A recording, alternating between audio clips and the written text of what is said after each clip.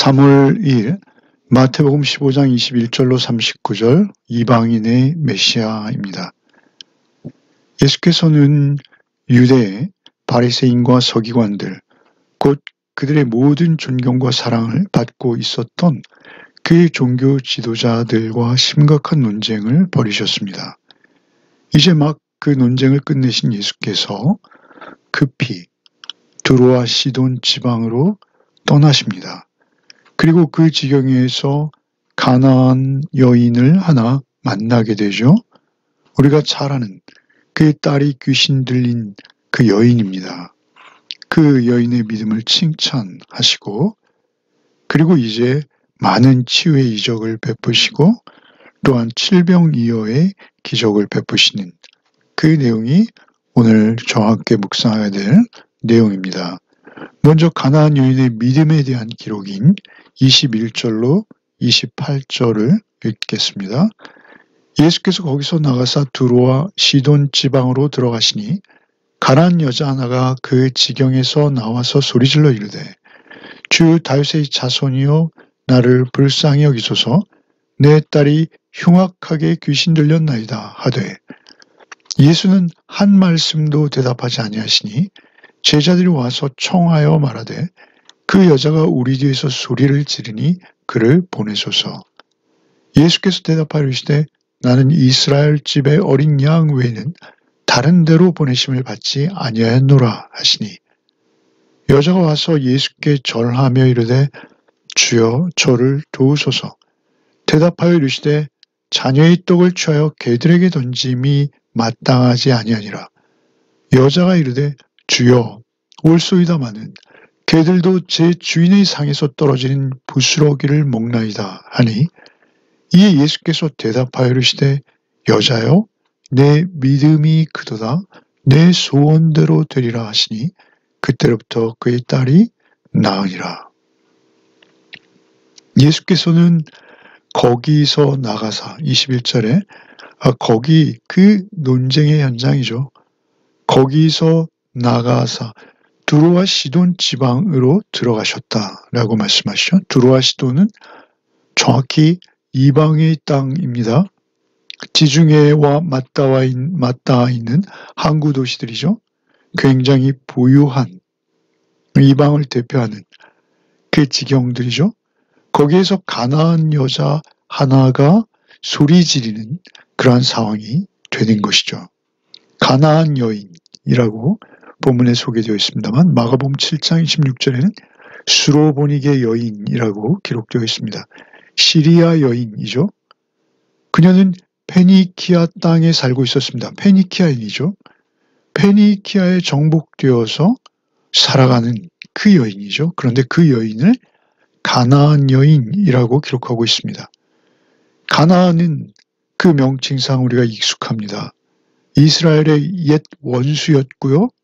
그리고 이스라엘 원래 땅에 거주하던 이방 민족들이죠. 그 가나안 지경의 여인이 어떤 사연인지는 모르겠으나 페니키아에 정복된 그 땅 두로와 시돈 지경에서 거주하고 있었다라는 것이죠. 그 여인이 예수께 나와 정확히 이방 여인이죠. 주 다윗의 자손이여 라고 부르고 있습니다. 예수님을 향해서 주 다윗의 자손이여. 이것은 굉장히 놀라운 호칭입니다. 주라는 퀴리오스라는 표현과 다윗의 자손, 이것은 특별한 유대인들이 익숙한 그러한 표현이죠. 메시아입니다. 다윗의 자손으로 오실 메시아라는 의미가 담겨 있는 것이죠. 그런데 이 주라는 호칭과 다윗의 자손이라는 호칭을 함께 사용하고 있습니다. 주 다윗의 자손이여 나를 불쌍히 여기소서 내 딸이 흉악하게 귀신 들렸나이다. 메시아, 그 메시아의 소문을 그녀가 듣고 있었다라는 것이죠. 페니키아가 정복한 그 땅에 시리아 지역에 살고 있는 여인으로서 이미 메시아의 소문을 듣고 있었고 그리고 또 놀라운 믿음으로 와서 청하는 것입니다. 그런데 예수께서는 한 말씀도 대답하지 않으시죠. 예수께서는 유대인들의 박대, 그 바리새인과 서기관들의 논쟁, 그 이후에 이제 이방 땅으로 오신 상태이시죠. 한 말씀도 대답치 아니하시니 제자들이 와서 청하여 말하되 그 여자가 우리에게 소리 지르니 그를 보내소서. 아마 제자들은 굉장히 번거롭고 귀찮은 상황, 그리고 사람들의 이목을 끄는 상황이 불편했을 것입니다. 그래서 그녀를 긍휼히 여기서 그녀의 청을 들어주십시오라기보다도 그를 보내소서, 빨리 그를 좀 떼어내심이 어떻겠습니까? 상당히 냉정한 그러한 요구일 수 있습니다. 그를 보내소서. 예수께서 대답하시되 그 여인을 나는 이스라엘의 집에 어린 양, 잃어버린 양 외에는 다른 데로 보내심을 받지 아니하노라. 내가 그녀를 치유하거나 그녀의 딸을, 귀신 들린 딸을 치유하거나 그녀의 청을 들어주는 것은 내가 온 목적이 아니다 라고 말씀하시죠. 그러나 사실 목적이 아니시지 않죠. 이스라엘 집에 잃어버린 양이 1차 목적이신 것이죠. 그런데 그 바로 이스라엘 집에 잃어버린 양들로부터 예수께서는 박대를 받으셨습니다. 외면을 받으셨죠. 심지어 그들을 치유하자 그들이 바알세불의 힘을 빌려서 귀신을 쫓는다라고 예수님을 폄훼하고 그리고 비방했던 것이죠. 그런 상황에서도 예수께서는 나는 이스라엘 집의 어린 양 외에는 다른 데로 보내심을 받지 아니하노라 라고 대답하고 계시는 것이죠. 1차적으로 그들을 위해서 오셨고 성경에 기록된 대로 그들 중에서 태어나시고 그들에게 말씀을 주신 바 있고 그런 것이죠. 그런데 여자가 계속 와서 주여 저를 도우소서라고 25절에 다시 부탁하고 있죠. 그러자 예수께서 그녀에게 직접 대답하십니다. 자녀의 떡을 취하여 개들에게 던짐이 마땅하지 아니하라. 이것은 굉장히 모욕적인 언사일 수 있습니다. 자녀의 떡, 이 떡은 생명의 떡이죠. 자녀의 떡, 자녀에게 생명을 주러 오셨습니다. 자녀의 떡을 취하여 개들, 유대인들에게 있어서 그들 또한 이방인들에게 있어서도 개들은 상당히 비하되는 것이죠. 인간을 개에 비유한다. 아주 저주스럽고 더럽고 끔찍하게 여길 때 이런 비유를 쓰죠. 그런데 개들에게 던짐이 마땅치 아니하니라 라고 그녀에게 더없이 모욕적인 그런 말씀을 하십니다. 아마 예수께서는 신성을 가지신 하나님의 아들이시기에 인간의 몸을 입으셨지만, 인간이 되셨지만 그녀의 믿음을 보시고 계셨을 것이다 라고 보는 것이죠. 그래서 그녀의 믿음을 모두에게 증명해 보이고 그녀의 믿음을 이끌어내시기 위한 예수님의 어떤 한 차원 높은 그러한 상황이라고 이해할 수 있습니다. 개들에게 던짐이 마땅하지 아니하니라 라는 이런 모욕적인 언사를 그녀가 들었음에도 불구하고 그녀의 답변이 참으로 놀라운 것이죠. 주여 올소이다마는 맞다라는 것이죠. 올소이다마는 당신의 말이 맞습니다. 그녀는 아마 유대 이스라엘의 전통과 말씀을 어느 정도 이해하고 있는 그러한 상태로 보입니다. 주여 올소이다마는 개들도 제 주인의 상에서 떨어지는 부스러기를 먹나이다. 제 주인의 상에서 떨어지는 그때 당시 흔한 모습이죠. 스스로를 개로 적용해서 지금 답변을 하고 있습니다. 개들. 이러한 표현은 사무엘상에 보면 무비보셋, 그 무비보셋, 다리를 저는 요나단의 아들 무비보셋이 스스로를 낮추어서 다윗에게 죽은 개와 같은 저를 이렇게 표현하는 그런 구절이 있죠.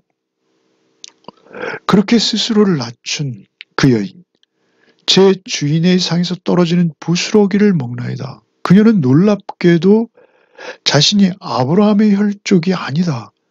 그래서 이방인이다. 그래서 피천한 피조물로 보일지 모른다. 그러나 당신이 메시아요 여호와 하나님이시라면 이스라엘만에게 독점되는 하나님이 아니신 것을 나는 알고 있다. 상당히 놀라운 믿음의 고백인 것이죠. 하나님은 열방의 하나님이신 것을 나는 알고 있고 확신하고 있다라는 답변이 되는 것입니다. 걔들도 제상에 떨어지는 부스러기 은혜, 그 부스러기일지라도 그것은 구원의 은혜인 것이죠. 그 구원의 은혜, 부스러기, 그 은혜를 얻을 수 있음을 저는 확신하고 있습니다. 저는 아브라함의 자손이 아니오나 그 부스러기를, 그 은혜를 주러 오신 메시아이신 것을 나는 알고 있습니다. 라고 고백하는 놀라운 믿음의 고백이죠. 사실 이스라엘이 가지고 있던, 지금 예수께서 이스라엘 지경으로부터 바리새인과 서기관들을 논쟁하시고 오시지 않았습니까? 그들이 가지고 있는 헛된 자부심, 말씀을 소유한 것이 전부가 아닌데 그 말씀을 이기적으로 적용하고 있는 그들이 예수님을 만나게 되는 것이 아니라 오직 은혜로 예수님의 능력에 기대하며 믿음으로 반응하는 자들, 그들에게 예수님은 능력이시다라는 것이죠. 그 능력의 은혜를 입게 되는 자들은 그 믿음으로 그 신앙을 고백하는 자들이라는 것입니다. 부스러기를 먹나이다. 부스러기라도 저는 사모합니다. 그것이 당신의 은혜라면, 메시아, 곧 구원의 은혜에 해당한다면 나는 개가 돼도 좋습니다. 라고 고백하는 것이죠. 그녀의 믿음을 예수께서는 이미 보고 계신 것으로 예상되어집니다. 28절에 예수께서 대답하여 이르시되 여자여 내 믿음이 크도다 내 소원대로 되리라 하시니 그때로부터 그의 딸이 나으니라. 여자여 내 믿음이 크도다. 놀라운 칭찬인 것이죠. 예수께서 마태복음의 믿음에 대해서 칭찬하는 경우는 3번뿐입니다. 백부장이 자신의 종을 치유하기 위해서 예수께 나왔을 때 그 백부장의 믿음을 예수께서 칭찬하셨고요. 그리고 베드로가 위대한 신앙 고백 16장에서 주는 그리스도 살아계신 하나님의 아들이십니다 라는 그 신앙 고백을 할 때 그 믿음을 칭찬하시고 그러나 그 믿음은 아버지께로부터 온 것이다 라고 그렇게 말씀하신 부분이 있죠. 그 두 경우를 제외하고 믿음의 칭찬을 받은 이 가나안 여인, 오히려 이방인이었어요. 그러나 그녀에게 칭찬이 돌아가고 있는 것이죠. 유대인이 중요한 것이 아니고요. 이방인이 중요한 것이 아닙니다. 오직 믿음만이 우리를 예수 그리스도 구원의 능력에 은혜 입은 자로 세워주시는 것입니다. 오직 믿음만이 우리를 구원하는 것이요. 그 믿음이 하나님께서 우리에게 주시는 가장 큰 은혜인 것이죠. 그리고 이제 예수께서는 거기를 떠나서 치유의 이적들을 또 베푸십니다. 29절부터 읽겠습니다. 예수께서 거기서 떠나서 갈릴리 호숫가에 이르러 산에 올라가 거기 앉으시니 큰 무리가 다리 저는 사람과 장애인과 맹인과 말 못하는 사람과 기타 여럿을 데리고 와서 예수의 발 앞에 앉힘에 고쳐주시니 말 못하는 사람이 말하고 장애인이 온전하게 되고 다리 저는 사람이 걸으며 맹인이 보는 것을 무리가 보고 놀랍게 여겨 이스라엘의 하나님께 영광을 돌리라. 예수께서 거기를 떠나 갈릴리 호숫가에 이르르셨어요. 그리고 거기에 올라 앉으시자 큰 무리가 사람들을 데려왔는데 그 데려온 사람들은 다리 저는 사람, 장애인, 각종 장애인이죠. 맹인, 말 못하는 사람, 기타 여럿을 데려와서 예수의 발 앞에 앉혀요. 무조건 예수의 발 앞에 앉히고 보는 것이죠.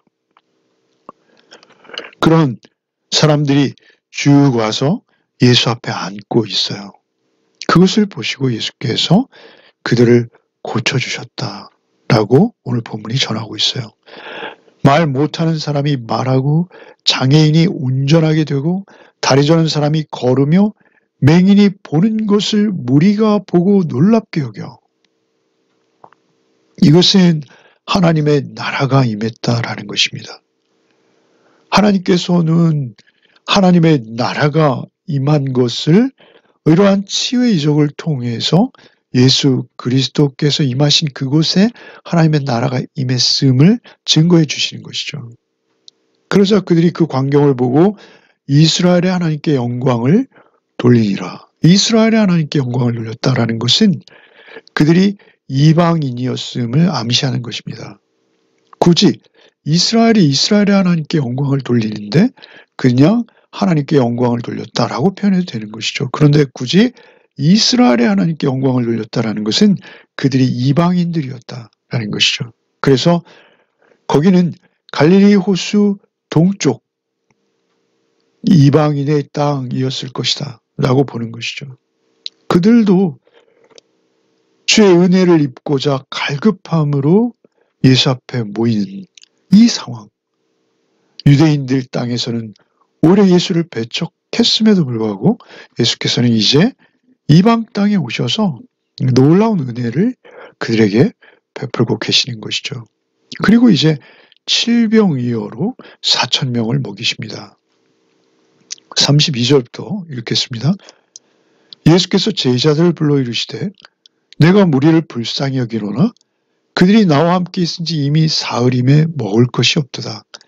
길에서 기진할까 하여 굶겨 보내지 못하겠노라. 제자들이 이르되 광야에 있어 우리가 어디서 이런 무리가 배부를 만큼 떡을 얻으리이까. 예수께서 이르시되 너에게 떡이 몇 개 있느냐. 이르되 7개와 작은 생선 2마리가 있나이다 하고는 예수께서 무리에게 명하사 땅에 앉게 하시고 떡 7개와 그 생선을 가지사 축사하시고 떼어 제자들에게 주시니 제자들이 무리에게 주매 다 배불리 먹고 남은 조각을 7광줄에 차게 거두었으며 먹은 자는 여자와 어린이 외에 4,000명이었더라. 예수께서 무리를 흩어보내시고 배오르사 마가단 지경으로 가시니라. 예수께서 32절에 내가 무리를 불쌍히 여기노라 이렇게 말씀을 시작하세요. 내가 무리를 불쌍히 여기노라. 불쌍히 여긴다라는 이 표현은 우리가 잘 아는 긍휼히 여기시는 것이죠. 긍휼히 여기시는 성품이 예수 그리스도의 성품이십니다. 우리를 불쌍히 긍휼히 여기사 예수께서는 십자가로 우리의 죄를 대속해 주시는 것이죠. 불쌍히 여기노나 그들이 나와 함께 있은지 이미 사흘임에 먹을 것이 없도다. 그렇죠. 사흘이 그들이 버틸 수 있는 한계일 것이죠.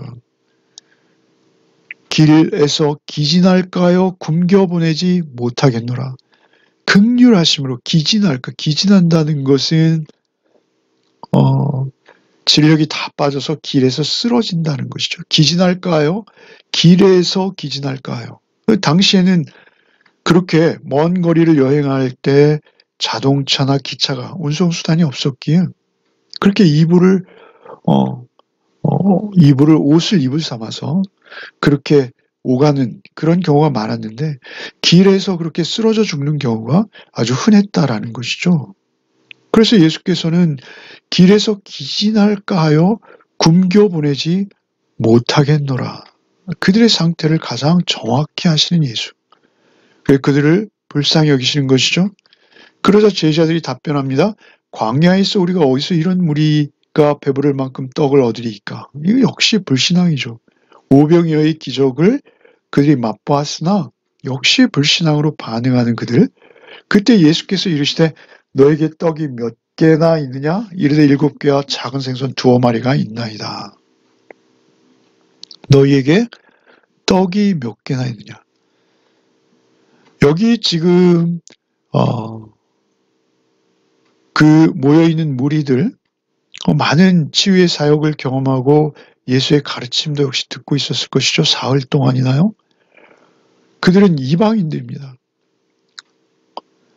예수께서 그 가나안 여인에게 자녀의 떡을 쳐여 개들에게 던짐이 마땅치 않다라고 하신 예수께서 이제 여기서는 너에게 떡이 몇 개나 있느냐, 이르시되 7개와 작은 새송 2마리가 있느냐, 떡을 베푸시는 것이죠. 축사하시고 떼어 무리에게 주심에 먹고 7광주리에 가득 차게 거두었고 거기에 있는 자는 4,000명이었다라는 것이죠. 그리고 이제 배에 오르사 마가단 지경으로 다시 유대 땅으로 돌아오시는, 그래서 이제 다시 바리새인과 서기관들과 논쟁하게 되시는 그러한 상황이죠. 그들을 긍휼히 여기시죠. 떡으로 긍휼히 여기십니다. 떡은 생명이죠. 일단 육체의 생명입니다. 그들이 떡이 없이 기진하여 길에서 죽을 수도 있는 상황을 예수께서는 정확히 보시고 그들이 먹고도 남음이 있도록 떡을 배불리 먹이시는 예수 그리스도. 사실 예수 그리스도께서는 그 육신의 떡이 아니라 자신의 몸을 찢어 우리에게 먹이러 오신 분이십니다. 우리가 예수의 살과 피를 먹지 아니하고는 생명으로 살 수 없습니다. 예수를 먹고 우리는 살아나는 자들입니다. 오늘 하루의 삶 속에서도 오직 이 떡을 주러 오신 예수 그리스도, 그 예수 그리스도 안에서 인내하며 참고 또 하루의 삶을 주의 자녀로 살아내시는 복이, 그 주님을 양식 삼아 또 하루를 살아내시는 복이 저와 여러분에게 있기를 바랍니다. 기도하겠습니다.